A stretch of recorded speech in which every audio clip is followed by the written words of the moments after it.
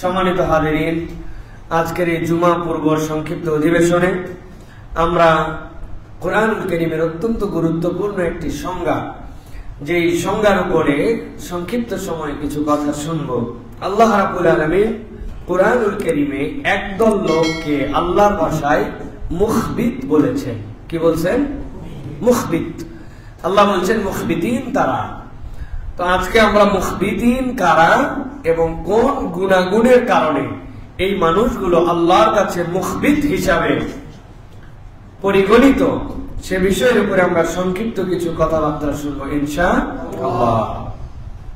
প্রিয় ভাইয়েরা, আল্লাহ রাব্বুল আলামিন কোরআনুল কারীমের মধ্যে অনেক ধরনের মানুষের এবং অনেক ধরনের যোগ্যতা বর্ণনা আল্লাহ রাব্বুল আলামিন কোরআনুল কারীমের মধ্যে দিয়েছেন।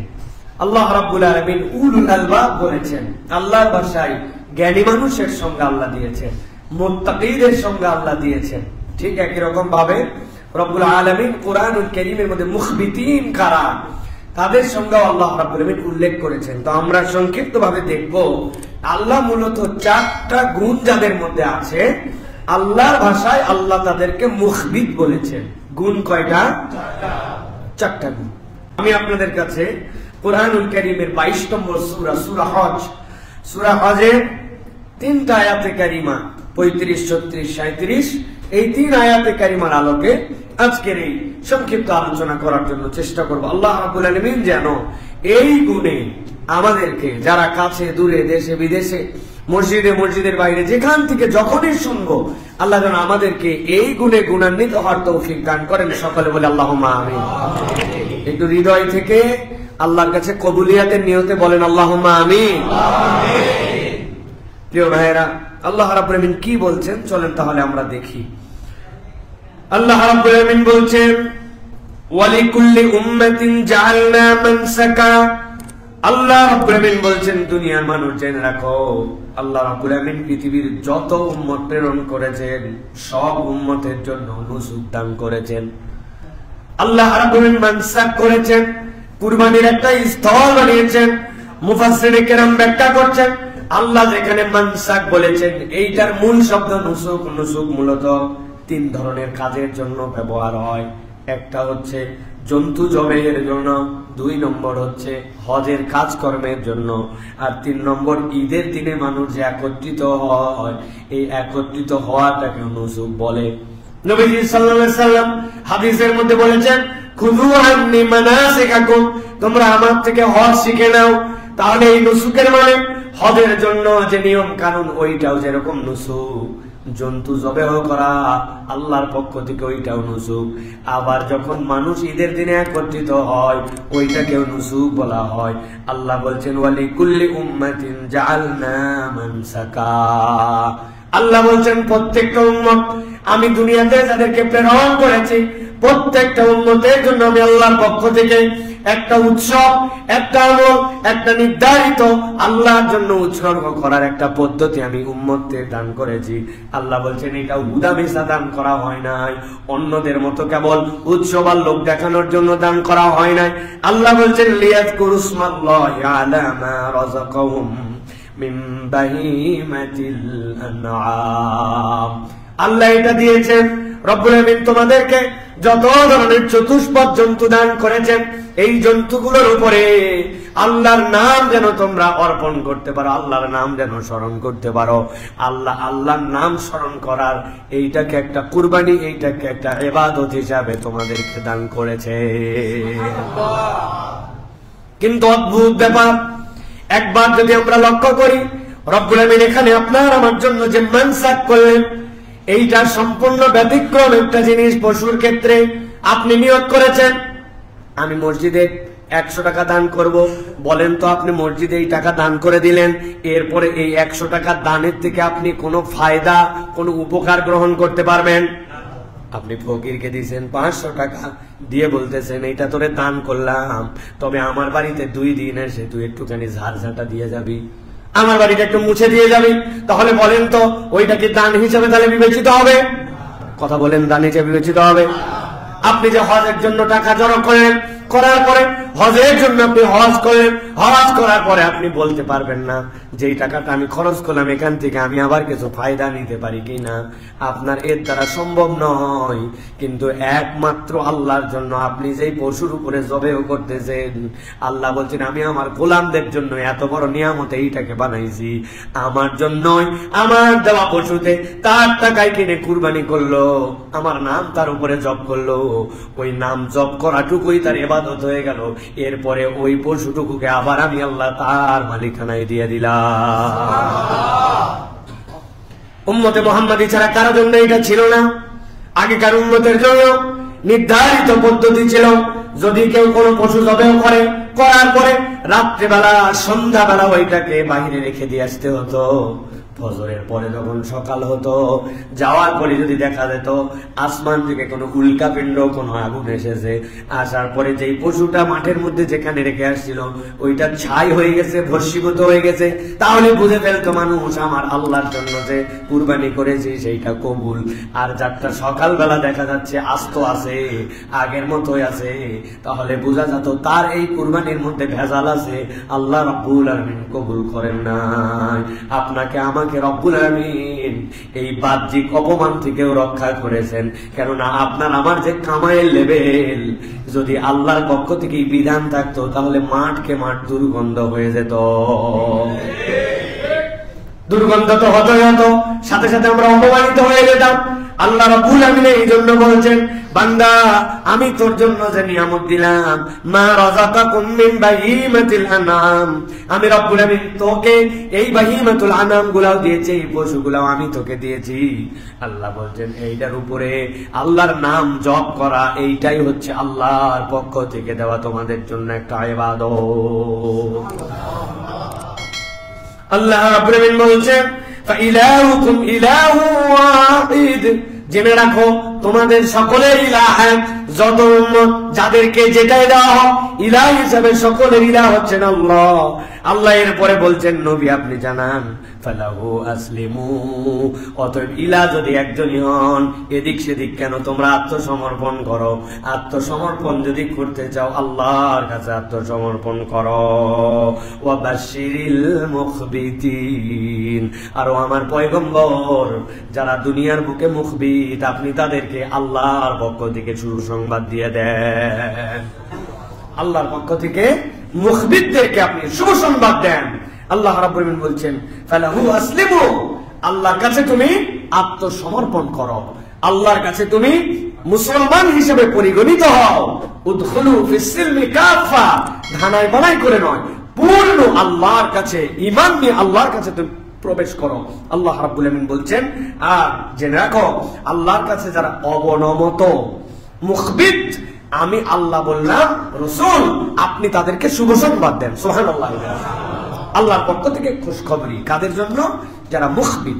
এই জায়গাতে অল্প একটু কথা আছে যেটা বুখারীর মধ্যে এসেছে। আল্লাহ রাব্বুল আলামিন এই যে ওয়াজআলনা মানসাকা, এই নুসুক, এটার ব্যাপারে নবী করিম সাল্লাল্লাহু আলাইহি ওয়াসাল্লাম বলেছেন যে আল্লাহর ঘরে সর্বপ্রথম কে উট কুরবানি দিয়েছিলেন? যতটুকু হাদিস দ্বারা বোঝা যায়, ইলিয়াস ইবনে মুদার, ইলিয়াস ইবনে মুদার তিনি ছিলেন প্রথম যিনি আল্লাহর ঘরে বাইতুল্লাহ প্রথম বুদনা, প্রথম উট কুরবানি করেছিলেন। সুবহানাল্লাহ। তার ব্যাপারে বলা হয় তিনি তিনটা মহান কাজ করেছিলেন। 1 নম্বর আল্লাহর জন্য কুরবানি তিনি করেছিলেন। 2 নম্বর ডুবে যাওয়া বাইতুল্লাহ, বাইতুল্লাহ ডুবে গিয়েছিল, নূহ আলাইহিস সালামের সময় ডুবে যাওয়া বাইতুল্লাহকে স্বরূপে তিনি পুনরুদ্ধার করেছিলেন। যে অনেক স্ট্রাকচার মানুষ খুঁজে পায় না, কিন্তু এটাই বাইতুল্লাহ, এই বাইতুল্লাহর স্ট্রাকচার তিনি বের করেছিলেন। 3 নম্বর বিধ্বস্ত মাকামে ইব্রাহিম, ইব্রাহিম আলাইহিস সালাম যে ঘর এবং তার যে পদচিহ্ন, ইব্রাহিম আলাইহিস সালাম যে পাথরের উপরে উঠে উঠে কাবা ঘর নির্মাণ করেছেন, এই জায়গাটুকু ইলিয়াস ইবনে মুদার তিনি এইটাকে আবিষ্কার করেছিলেন, আর উট তিনি কুরবানি দিয়েছিলেন। কিন্তু ইলিয়াস ইবনে মুদারের আগে অনেকেই চেষ্টা করছেন, কিন্তু তার মতো পূর্ণাঙ্গভাবে সফল হন নাই কেউ। তিনি প্রথম আল্লাহর ঘরের ভিত্তিতে আবার আল্লাহর ঘর স্থাপন করেছেন, এই জন্য তিনি অনন্য মানুষ ছিলেন। ইলিয়াস ইবনে মুদার, তার স্ত্রী, তার নাম ছিল খিন্দাক। এই খিন্দাক ইলিয়াস ইবনে মুদার যখন মারা যান, তখন তিনি মান্যত করলেন যে আমি প্রত্যেক বৃহস্পতিবার আল্লাহর কাছে কান্নাকাটি করব। 2 নম্বর, আমি আর জীবনে কখনো ঘরে বাহিরে কখনো সুগন্ধি লাগাবো না। আর 3 নম্বর, বিলাপ করে তিনি কান্নাকাটি করবেন। আল্লাহ রাব্বুল আলামিন এই বিলাপ করা অথবা এই ধরনের অমূলক কসম করা এইগুলা পছন্দ করেন নাই। তবে এইটার কারণে ইলিয়াস ইবনে মুদারকে অনেকেই একটু অপছন্দ করতো, যে এই লোকের কারণেই তো এই মহিলাই সিদ্ধান্ত নিল। একই সাথে তিনি সিদ্ধান্ত নিলেন, তিনি যেহেতু তার স্বামী মারা গেছে এই কাবার আশপাশে তিনি কখনো ঘর বানাবেন না, ঘরহীন তিনি থাকবেন। এই কাজগুলি ইসলাম পূর্ণাঙ্গ রূপে এলাও করে না। কিন্তু ইলিয়াস ইবনে মুদার যে অবদান ছিল তার, রাসূলুল্লাহ সাল্লাল্লাহু আলাইহি ওয়াসাল্লাম বললেন, যেটা আসছে ইমাম মুহাইলি তার থেকে, তিনি বলছেন নবীজি বলেছেন তোমরা ইলিয়াসকে কখনো খারাপ বলো না, কেননা আমি সাক্ষ্য দিচ্ছি যে সে মুমিন বান্দা ছিল। সুবহানাল্লাহ। মুমিন মানে কি? আল্লাহ রাব্বুল আলামিন এই আয়াতে কারিমার মধ্যে তার একটা পরিচয় দিয়েছেন, ওয়ালাহু আসলিমু ওয়া বাশশিরিল মুখবিতিন। তিনি ছিলেন আল্লাহর কাছে একজন বিনয়ী বান্দা। সুবহানাল্লাহ। আল্লাহ রাব্বুল আলামিন এবার পরিচয় দিচ্ছেন দুনিয়ার মানুষ যাদেরকে আমি রাব্বুল আলামিন নবীর মাধ্যমে বললাম, দুনিয়ার মানুষ তাদের পরিচয় জানো নাকি? ওয়াবাশশিরিল মুখবিতিন। মুখবিতিন কারা? মুফাসসিররা ব্যাখ্যা করছেন, গভীর মনোযোগে বোঝেন। আগে সংজ্ঞাটা বুঝে নেই আমরা যে আল্লাহ রাব্বুল আলামিন মুখবিত শব্দ দ্বারা কি বুঝিয়েছেন।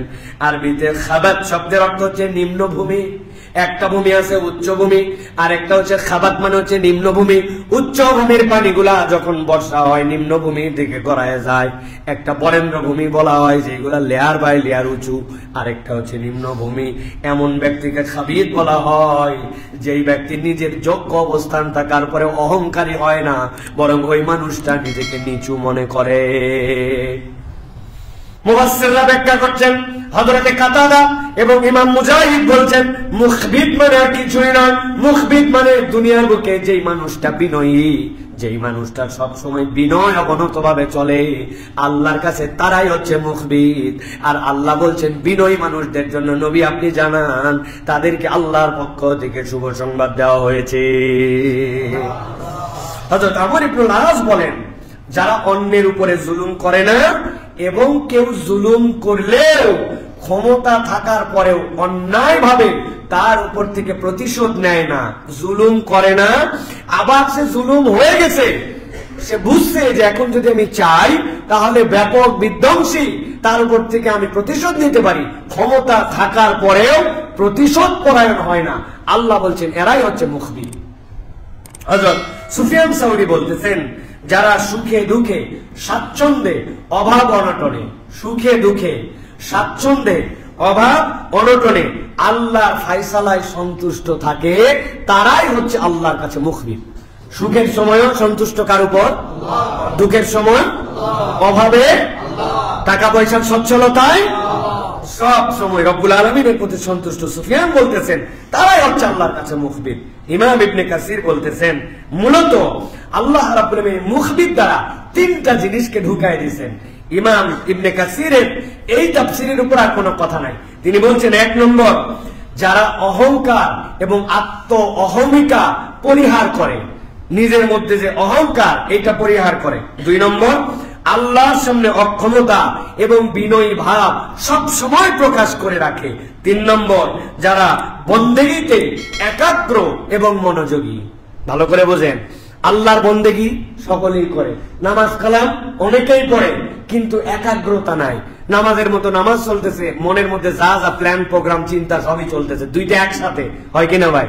না, চলবে না। এই আল্লাহর ইবাদতে একাগ্রতা এবং মনোযোগ। 2 নম্বর, আল্লাহর সামনে অক্ষমতা এবং বিনয়ী ভাব। ভাই আল্লাহর উপরে তো পাওয়ার দেখানোর কিছু নাই, কিন্তু কতকের চলাফেরা দেখে বোঝা যায় মনে হয় আল্লাহর উপরে একটু পাওয়ার নিয়ে চলে আসে না ভাই? আমাদের দেশে দেখবেন ঘূর্ণিঝড় আসলে বলে আমরা ঘূর্ণিঝড় মোকাবেলা করব, বন্যা প্রতিরোধ করেছি। শুনছেন না এই শব্দ ভাই?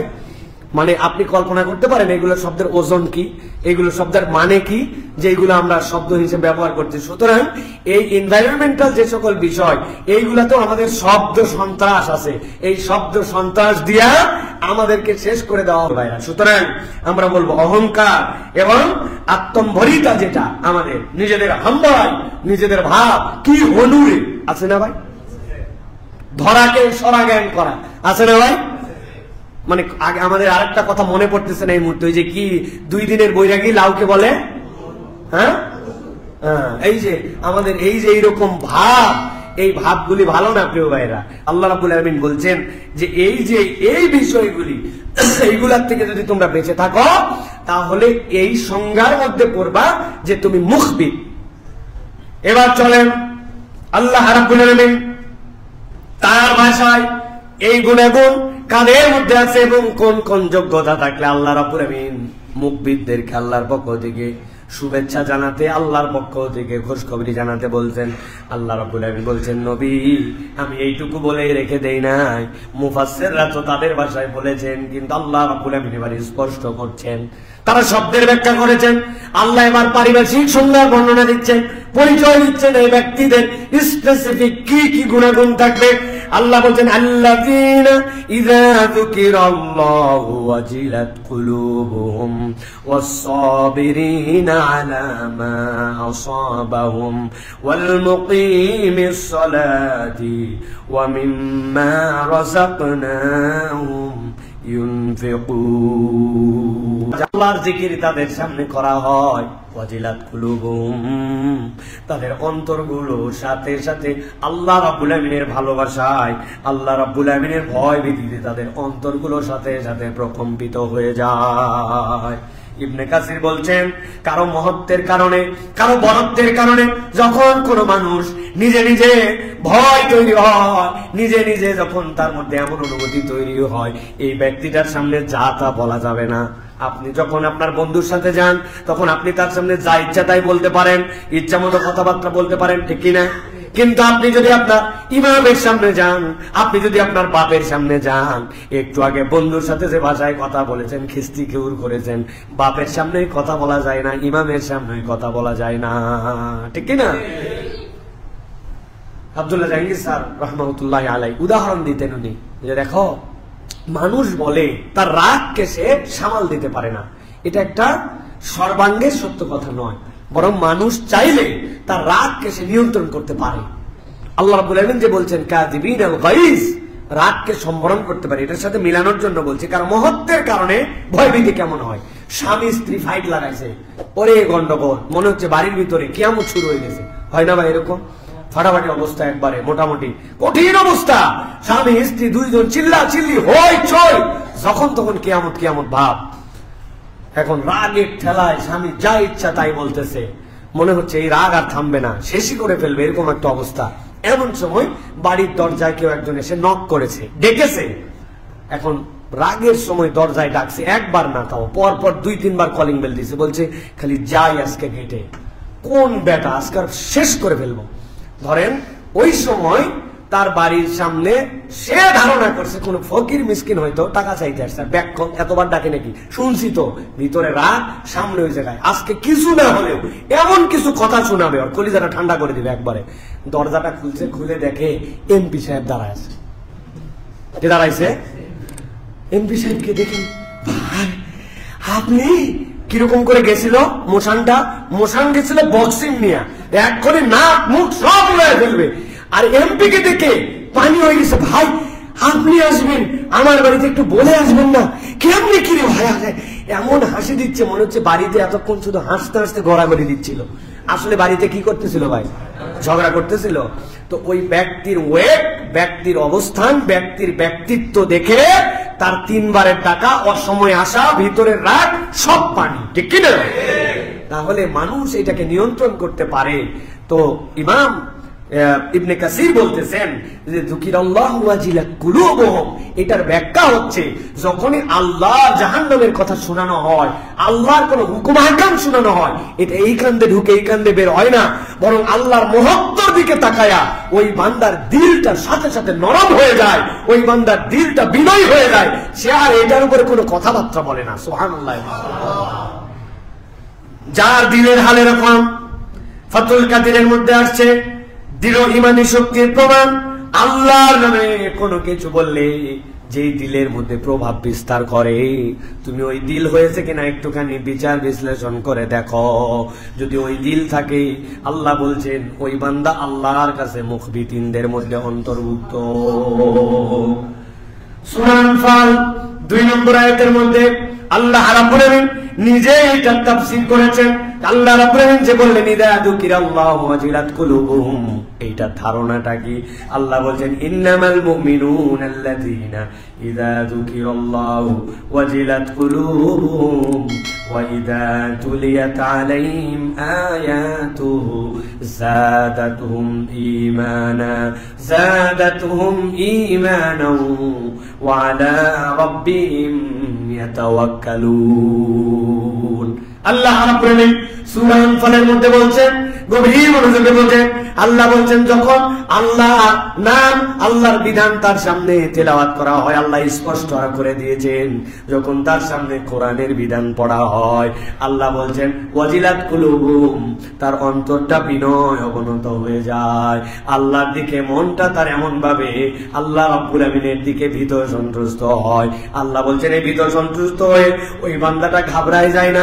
ওয়াইদা তুলিয়াত আলাইহিম আয়াতুহু, আর আল্লাহর আয়াত যখন তার সামনে তেলাওয়াত করা হয়, ওয়াজিলাত কুলুবুহুম, আল্লাহ রাব্বুল আমিন বলছেন যাদাতুহুম ঈমানা, আল্লাহর আয়াত শুনে তার ঈমানটা বৃদ্ধি পেয়ে যায়। ওয়া আলা রাব্বিহিম ইয়াতাওয়াক্কালুন, আর ওই বান্দা অন্য কোনো দিকে ভরসা করে না। এই 2 বার্তা তাকে এমন নিয়ামত দেয়, ওই বান্দা আল্লাহর উপর ভরসাকারী হয়ে যায়। যাদাতুহুম ঈমানা, এই কথাটাকে একটু বোঝেন। একটা গ্লাস অর্ধেক ভরা আছে অথবা 3% ভরা আছে 4 ভাগের মধ্যে, এখন আপনি বলছেন বাকিটা ভরাও, ঠিক কিনা? কিন্তু গ্লাস যদি পুরাটা ফাঁকা থাকে আপনি কি বলবেন নাকি বাকিটা ভরাও?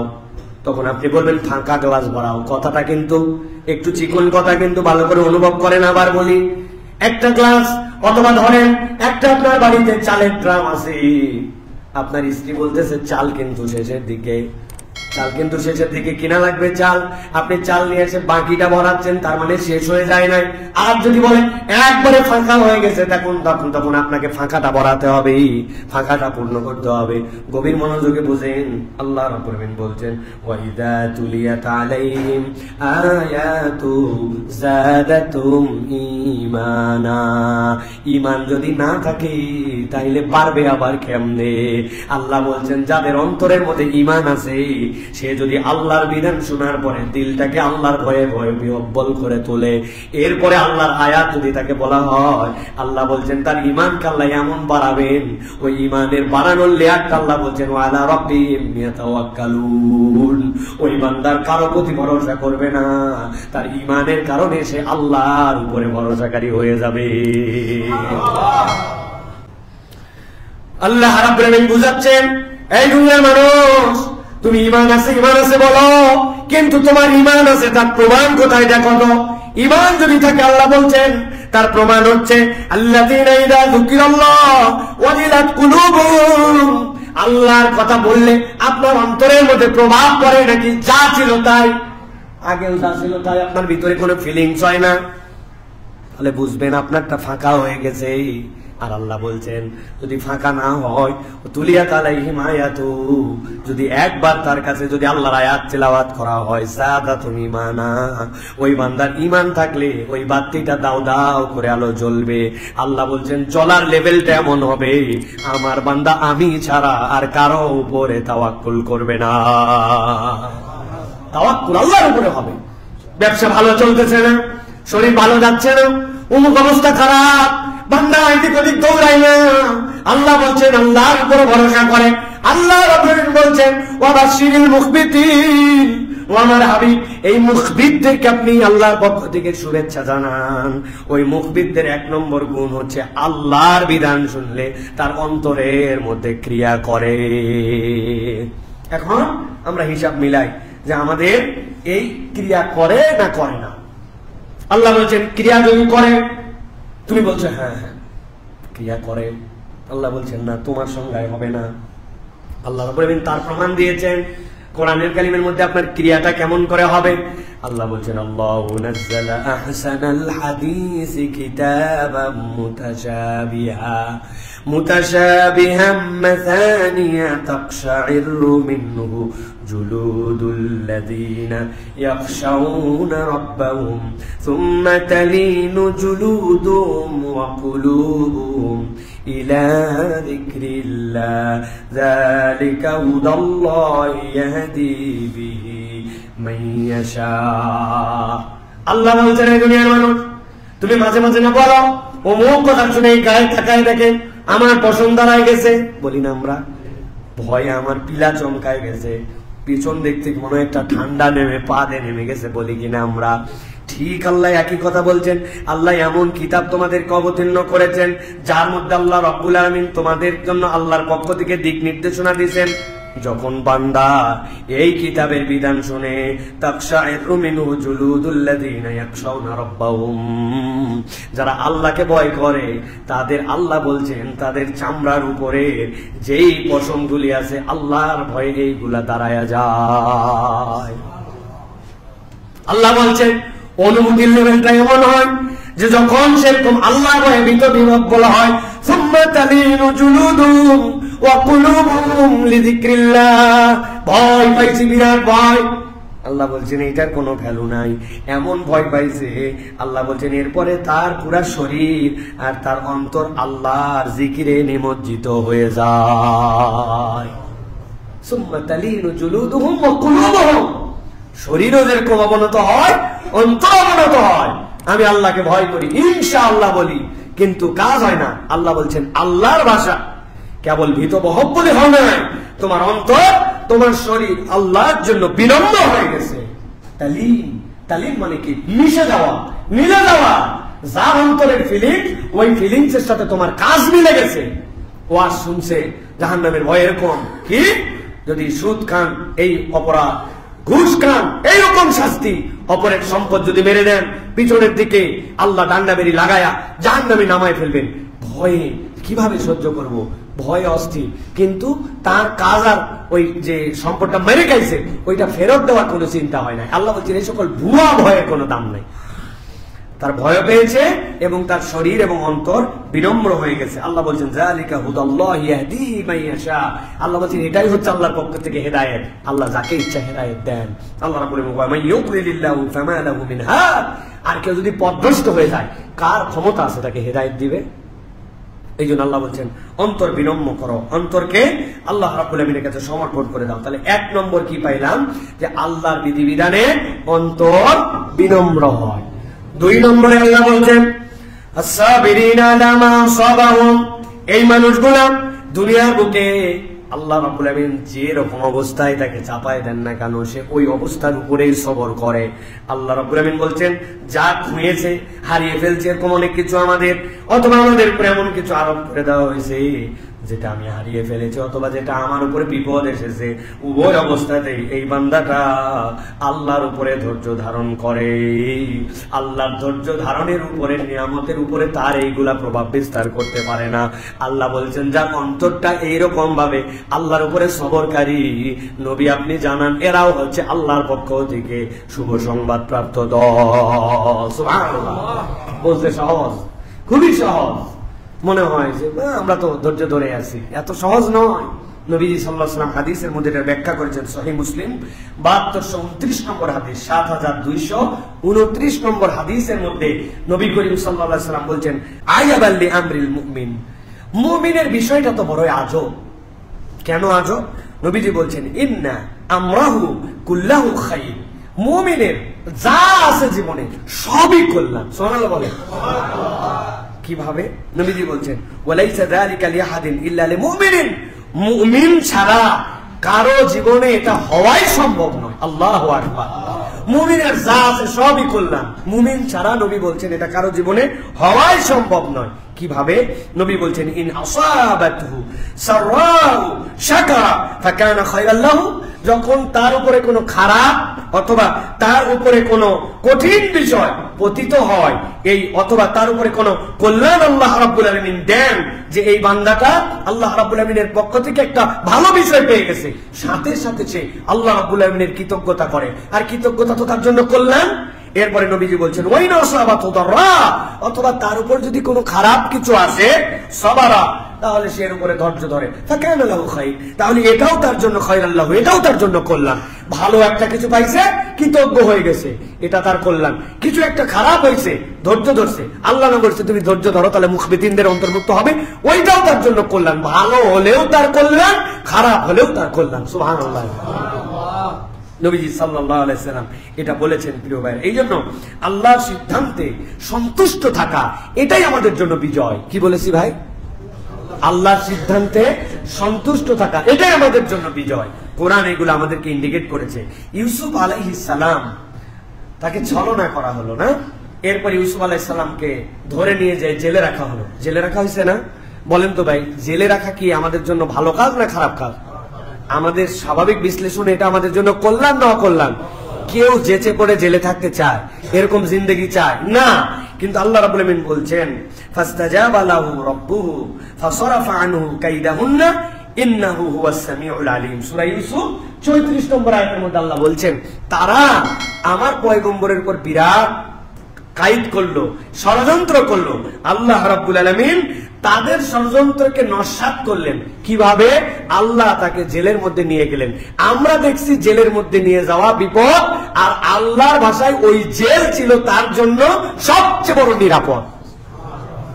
রব্বুল আমিন সবচেয়ে বড় নিরাপত্তা তার মধ্যে তাকে দিয়েছেন। শুধু নিরাপত্তাই নয়, বিনা পুঁজি একটা এমন যোগ্যতা আল্লাহ দিয়েছেন যে পৃথিবীতে আর কোন পয়গম্বরকে, আল্লাহ সকল পয়গম্বরকে দিয়েছেন, কিন্তু বিনা পুঁজিতে এই জিনিস দিয়ে আল্লাহ রাব্বুল আমিন কোন পয়গম্বরকে সম্মানিত করেন নাই। বলেন তো ভাই, স্বপ্ন একজন দেখলো আর আমি স্বপ্নের ব্যাখ্যা করলাম, এর পুঁজি কি?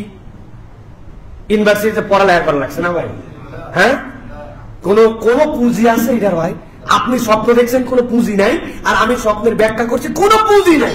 পুঁজিহীন আল্লাহ এমন এলেম দিলেন, সুবহানাল্লাহ। অনেক জ্ঞানের কিন্তু অনেক পরিশ্রম করা লাগে। আপনি যদি গণিত শিখান, পুঁজি লাগবে না লাগবে না ভাই? কেইসা পুঁজি লাগা লাগবে, এটা আপনাকে জানতে হবে। আপনি ভূগোল পড়াবেন, দুনিয়ার ব্যাপারে আপনার কত বড় জ্ঞান লাগবে বলেন তো ভাই? আসমান বিদ্যায় একজন সায়েন্টিস্ট, সে নোবেল পাইছে, কিন্তু তাকে কতটুকু পর্যন্ত জ্ঞান অর্জন করতে হয়েছে। আর উনি স্বপ্ন দেখছে যে মিশরের মধ্যে এরকম দুর্ভিক্ষ, সবাই শেষ হয়ে যাচ্ছে, এই 7টা গরু, এরপরে উনি এটার ব্যাখ্যা করে দিচ্ছে। উনি এটার কোনো পুঁজি আছে? আল্লাহ রাব্বুল আমিনের পক্ষ থেকে এইটা আসছে। আল্লাহ বলতেছেন তুমি দেখলে যে বান্দা, ওনাকে জেলে রাখা হয়েছে বিপদ, আর আমি আল্লাহ সকল ষড়যন্ত্র ওখান থেকে শেষ করে দিয়েছি। সুবহানাল্লাহ। এই জন্য নবীজি বলছেন মুমিনের বিষয়টা কতই না অবাক করা, যে আল্লাহ রাব্বুল আমিন যা দিয়েছেন তাই কল্যাণ। ভালো কিছু পাইছে কৃতজ্ঞ, খারাপ হয়েছে সবর, উভয় অবস্থাতে আল্লাহ রাব্বুল আমিন তার জন্য কল্যাণের ফায়সালা করে দিয়েছেন। সুবহানাল্লাহ। আল্লাহ রাব্বুল আমিন এরপরে বলছেন 3 নম্বর গুণ হচ্ছে মুকিমিনাস সালাহ। এই মানুষরা সালাতওয়ালা হবে। আল্লাহর পক্ষ থেকে খুশখবরি পেতে হলে, আল্লাহর পক্ষ থেকে নিয়ামত পেতে হলে ইমানদার কখনো বেনামাজি হতে পারে না। গত জুম্মার আলোচনা মনে আছে না নাই? ভুলে গেছেন? নতুন লোকজন অনেক আসছেন, আপনাদের কাছে বলেছি না, ইমানদার কখনো নামাজ ছাড়া হতে পারে না। পাকিস্তানের ওই যে ছাত্র আর শিক্ষক, মনে আছে? ছাত্র শিক্ষককে জিজ্ঞাসা করছিল, শিক্ষক ছাত্রকে বাবা বলো তো নামাজ পড়ে না কারা? ছাত্র উত্তর দিছে কয় শ্রেণীর লোক নামাজ পড়ে না? এই যে মাশাআল্লাহ মনে আছে, কয় শ্রেণী? আবার মনে করার নেই, ভালো করে দেখেন, হিসাব মিলাই নেন। আল্লাহ বললেন ওয়াবাশশিরিল মুখবিতিন, আপনি যারা মুখবিত তাদেরকে শুভেচ্ছা জানান, জান্নাতের খোঁজখবরি দেন। আল্লাহ বলছেন ওয়াল মুকিমিনাস সালাহ, তাদের 3 নম্বর গুণাগুণ হবে, নামাজহীন হবে না। দুনিয়া একদিক, তার সালাত একদিক। ছাত্র উত্তর দিয়েছে উস্তাদ দুনিয়াতে 3 শ্রেণীর লোক নামাজ পড়ে না। 1 নম্বর, দুনিয়াতে যারা মারা গেছে তারা নামাজ পড়ে না। বলেন কারা? 2 নম্বরে যারা আস্ত পাগল, অর্ধ পাগল না, একদম আস্ত পাগল, পাগল নামাজ পড়ে না, ঠিক না? আর 3 নম্বর বলছে ওই ছেলে ওস্তাদ আমি যতটুকু দেখছি কোন মুসলমান নামাজ পড়ে না।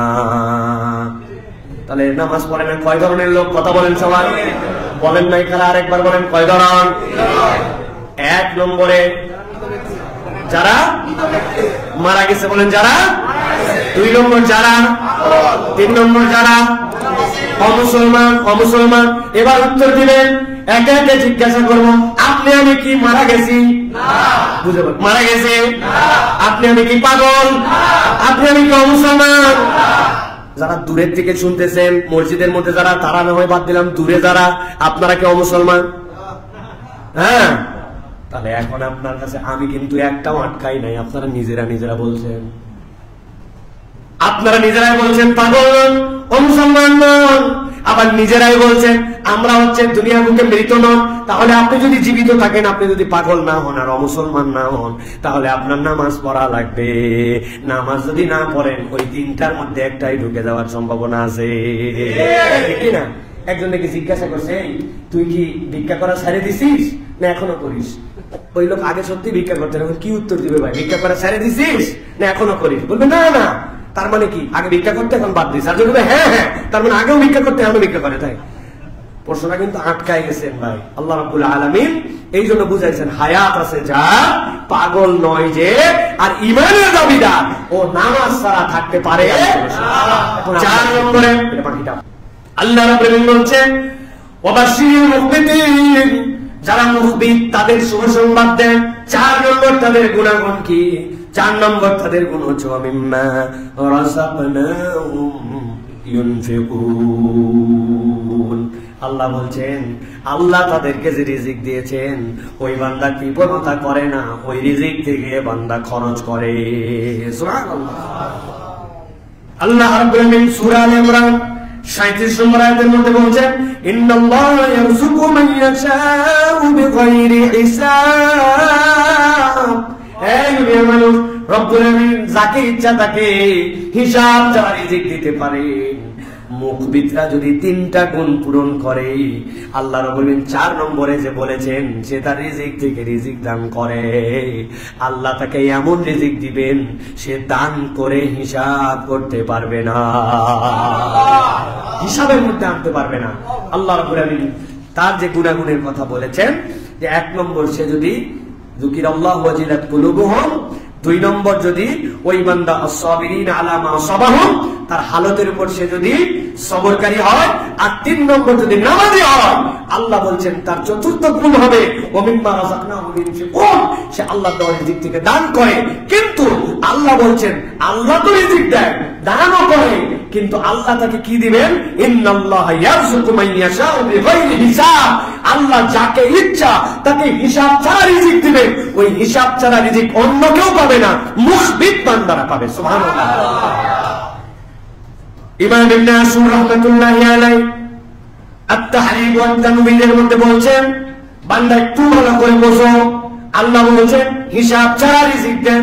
অনেকেই বলে আল্লাহ আমাকে অনেক দিয়েছে ভাই, তার মানে বুঝেন আপনি হিসাব দেয় নাই। আল্লাহ যেটা দিছে আপনি গুনতে পারবেন না, গুনতে না পারার মানে হচ্ছে ওটা বেহিসাব। সুবহানাল্লাহ। আপনি যদি গুনতেই পারেন, হিসাবের মধ্যে আনতে পারেন, তাহলে কেমনে হলো? আল্লাহ আপনাকে হিসাবের মধ্যে মিলাতে দিবে না। কেমনে চলে যায়, কেমনে পার হয়, কোন থেকে আসে, আমার হিসাবে গুলায় না। রব্বুল আলামিন বলছেন ওইটাই না হচ্ছে বেগাইরি হিসাব। আল্লাহ রব্বুল আলামিন তোমাকে অজস্র দিবেন। ওইটার ধরন কি? আল্লাহ কোরআনুল কারীমের সূরা আল ইমরানের 73-74 নম্বর আয়াতের মধ্যে আল্লাহ সেটারও ধারণা দিয়েছেন, কুল ইন্নাল ফাদলা বিয়াদিল্লাহি ইউতিহি মান ইয়াশা ওয়াল্লাহু ওয়াসিউন আলীম। আল্লাহ বলছেন বান্দাদেরকে বলেন, দুনিয়ার যত ফদল, দুনিয়ার যত নিয়ামত সবগুলা আল্লাহর হাতে। কার হাতে? ইউতিহি মান ইয়াশা, আল্লাহ যাকে ইচ্ছা তাকে দেন। যাকে ইচ্ছা মানে কি? আল্লাহ বলছেন ওয়াবাশশিরিল মুখবিতিন, আপনি মুখবিতদেরকে শুভ সংবাদ দেন। আল্লাহ বলতে চান রব্বুল আমিন যাকে ইচ্ছা মানে আমার কোয়ালিটির মধ্যে যে আসছে আমি ওই বান্দাদেরকে নিয়ামত দেই। আল্লাহু ওয়াসিউন আলীম, আল্লাহ মহা প্রশস্ত সর্বজ্ঞ। ওয়াসি মানে কি, আলিম মানে কি? আল্লাহ কি বার্তার মধ্যে ঢুকাইছেন আল্লাহ নিজে একটু ব্যাখ্যা করছেন, ইয়াখতাসু বিরাহমাতিহি মান ইয়াশা আল্লাহু যুল ফাদলিল আযীম। আল্লাহ বলেন আল্লাহ যাকে ইচ্ছা তাকে আল্লাহ নির্বাচিত করে নেন। সুবহানাল্লাহ বলেন সুবহানাল্লাহ। ইয়াখতাসু বিরাহমাতিহি মান ইয়াশা, রব্বুল যাকে ইচ্ছা তাকে নির্বাচিত করেন। ইয়াখতাসু নির্বাচিত করা, খাস করা। আল্লাহ বলছেন আল্লাহু যুল ফাদলিল আযীম, আল্লাহ রাব্বুল আলামিন সর্বজ্ঞাত, তার কাছে যত ফদল আছে। সুবহানাল্লাহ। নবীজি সাল্লাল্লাহু আলাইহি ওয়াসাল্লাম এটার একটা উদাহরণ দিয়েছেন যে এটা কিভাবে ওয়াসিউন আলিম আর যুল ফাদল কিভাবে হতে পারে। নবীজির উদাহরণ খেয়াল করেন। নবীজি বলছেন, তোমাদের আর ইহুদি নাসারাদের দৃষ্টান্ত হচ্ছে ওই লোকের মতো। তোমরা মানে কারা? আমরা বলেন, তোমরা কারা? ইমানদারেরা। নবীজি বলছেন, তোমাদের আর ইহুদি নাসারাদের দৃষ্টান্ত ওই লোকজনের মতো, কয়েকজন কাজ করলো সকাল থেকে দুপুর পর্যন্ত। কোন থেকে কোন পর্যন্ত? সকাল থেকে দুপুর পর্যন্ত কাজ করছে, সেই 5টা আর দুপুর 2টা, 6, 7, 8, 9, 10, 11, 12, 1, 2, 9 ঘন্টা কাজ করে 1 কিরাত পারিশ্রমিক পাইছে। কতটুকু পাইছে? আর একদল লোক কাজ করছে দুপুরের ব্রেকের পর থেকে বিকাল পর্যন্ত। দুপুর শুরু হয়েছে 3টা, বিকাল 5টায় শেষ। 2, 3, 4, 5, 3 ঘন্টা। একদল লোক কাজ করছে কতক্ষণ? 5 ঘন্টা। পাইছে কত? 1 কিরাত। 1 কিরাত মানে একটা পরিমাণ, 1 কিরাত টাকা পাইছে। আরেক দল কাজ করছে 3 ঘন্টা, বিকাল থেকে সূর্যাস্ত পর্যন্ত কাজ করে পাইছে 2 কিরাত। আরো সকাল থেকে কাজ করে পাইছে 1 কিরাত। এখন ইহুদি নাসারা অসন্তুষ্ট হয়ে বলল, কাজ করলাম বেশি আমরা, আর কম কাজ করে পাইলো বেশি তারা। আল্লাহ রাব্বুল আমিন বলতেছেন, ক্বাল আল্লাহু হাল যালামতুম মিন হাক্কিকুম শাইআ, আমি কি তোমাদের উপরে কোন জুলুম করেছি হকের দিক দিয়ে? চুক্তি ছিল আল্লাহর পক্ষ থেকে, সকাল থেকে এই পর্যন্ত কাজ করলে 1 কিরাত, আর বিকাল থেকে এই পর্যন্ত কাজ করলে 2 কিরাত। আমার সম্পদ আমি যাকে যেমনে মন চায় আমার ধরবে কি? হ্যাঁ, একজনে বসায় রেখে আমার টাকায় আমি বলছি তুই বসে বসে থাকবি, খালি বসে থাকবি, দাঁড়াবি না, বসলে তোর 200 টাকা। আরেকজনকে বলছি সকাল থেকে 2 ঘন্টা দৌড়াবি, দৌড়ালে 200 টাকা। ভাই তুই রাজি আছিস? আমি বাধ্য করি নাই, দৌড়ালে 200 পাবি। ওর প্রয়োজনে ওই 2 ঘন্টা দৌড়াইছে, দৌড়ায় 200 টাকা। আর একজনকে বসায় রেখে বলছি যে বেটা তুই বসে থাকলে 200 টাকা। এখন ও এসে যদি বলে হ্যাঁ আমারে দৌড়াই নে 200, ওই বসে দেয় এখন আমার টাকা, আমি যেমন মন চাই তেমনি দেবো, তোর কি? ঠিক কিনা? আল্লাহ রাব্বুল আমিন বলছেন নবীকে দিয়ে, ক্বাল আল্লাহু হাল যালামতুম মিন হাক্কিকুম শাইআ, ক্বালু লা, বলে না না না, আপনি জুলুম করবেন কেন? আপনি যারা মন চাই দিতে পারেন। তার সাথে সাথে বলা হচ্ছে, ক্বালা ফাইন্নাহু ফাদলি উতিহি মান শি'তু, এটাই হচ্ছে আমার অনুগ্রহ, যারে মন চাই আমি দেই। সুবহানাল্লাহ। ওই যারে মন চাই কারা? ওই যারে মন চাই হচ্ছেন আমরা। কারা? আল্লাহ রাব্বুল আমিন বলেছেন কোরআনের মধ্যে, লাইলাতুল কদরি খায়রুম মিন আলফি শাহর, 1000 বছর জীবন পাইছো, 950 বছর বালে ঘর পরে ইবাদত করছো, কিন্তু কিয়ামতের দিনে উম্মতে মুহাম্মাদীকে দিয়ে জান্নাতের দরজা খোলা হবে। আল্লাহ জালেম নন, আল্লাহ আদালতের ব্যতিক্রম করেন না। কিন্তু এই বান্দারা কেমনে যাবে? আল্লাহ বলতেছেন, এক রাত্রের এক ক্ষণের ইবাদত আমি রব্বুল আমিন তোমার জন্য 84 বছরের উপরে করলাম। নিচেরটা জানাই রাখলাম, উপরেরটা জানাই নাই। খায়রুম মিন আলফি শাহর, আমার বান্দাকে জান্নাতে ঢোকানোর জন্য, আমার উম্মতকে, মুহাম্মাদের উম্মতকে সকলের আগে জান্নাতে ঢোকানোর জন্য সকল উম্মতের উপরে যত দেওয়া লাগবে ততটুকু দেওয়ার জন্য আল্লাহ উপরের অঙ্ক জানান না। আল্লাহ এই জন্য বলছেন, ক্বালা ফাইন্নাহু ফাদলি উতিহি মান শি'তু, যাকে মন চাই আমি দেই। আল্লাহ নবী বলছেন এটা হচ্ছে ইমানদার। রব তোমাকে এই গুণাগুণ দিয়া আল্লাহ তোমাকে নিয়ামত দিতে চান। তোমার কাজ কি? এটা বুখারীর হাদিস, 3459 নম্বর হাদিস, 59 নম্বর হাদিস। এই জন্য প্রিয় ভাইরা, এইটার এই ফদলের মুহতাজ হওয়ার জন্য যারা মুহাদ্দিসিন কেরাম তারা বলছেন 2টা দিকে আমাদেরকে সতর্ক থাকতে হবে। 1 নম্বর, দোয়া কবুলে কারোর সাথে তুলনা দেওয়া যাবে না। উমুকের দোয়া কবুল হয়, আমারটা হচ্ছে না কেন? আপনি বুঝেন নাই কিভাবে আপনারটা কবুল হতে পারে। কখনো কারোর সাথে তুলনা দেওয়া যাবে না। আর 2 নম্বর, কারোর নিয়ামতে কখনো ঈর্ষান্বিত হওয়া যাবে না। হ্যাঁ, উমুকের কোনো পড়া নাই, শোনা নাই, আয় আয় রে কি পরিমাণ টাকা পয়সা, আর আমি এত যোগ্যতা, এত কিছুই হলো না। আছে না ভাই এরকম? হ্যাঁ, এটা কখনো কারোর সম্পদে ঈর্ষান্বিত হওয়া যাবে না। দোয়া কবুলে কারোর সাথে তুলনা দেওয়া যাবে না। প্রিয় ভাইরা, তাহলে আজকের এই সংক্ষিপ্ত সময় আপনাদেরকে আমি বোঝানোর চেষ্টা করেছি যে আল্লাহ রাব্বুল আলামিন মুখবিত যাদেরকে বলেছেন বিনয়ী বান্দা, তাদের 4টা গুণাগুণের কথা বলেছেন। 1 নম্বর, অন্তরটা আল্লাহর কথা শুনলে বিনয়ী হয়ে যায়। 2 নম্বরে বলেছে আপনাদের কাছে যে হালত যেটাই হোক ওর উপরে বান্দা ধৈর্য ধরে। 3 নম্বর, সালাত হুঁশ থাকা অবস্থায় কখনো ছাড়ে না। আর 4 নম্বর বলেছি, আল্লাহর দেওয়া সম্পদ কেবল কুক্ষিগত করে আমার কামাই কম, রোজগার কম, দান করবে বলো লোক, এরকম কোন চিন্তা তার মধ্যে নেই, বরং আল্লাহর এটা চিন্তা করে যা পাইছে এটা আল্লাহ আমারে দিছে, ওই সম্পদ থেকে খরচ করে। এইটা যদি করে আল্লাহ তাকে এমন ফদল দিবেন, এমন নিয়ামত দিবেন, দুনিয়াতেও দিবেন, আখিরাতেও দিবেন। সুবহানাল্লাহ। তাহলে আমরা কি 4 গুণে গুণান্বিত হতে পারবো ইনশাআল্লাহ? আল্লাহ আমাদেরকে তৌফিক দান করুন।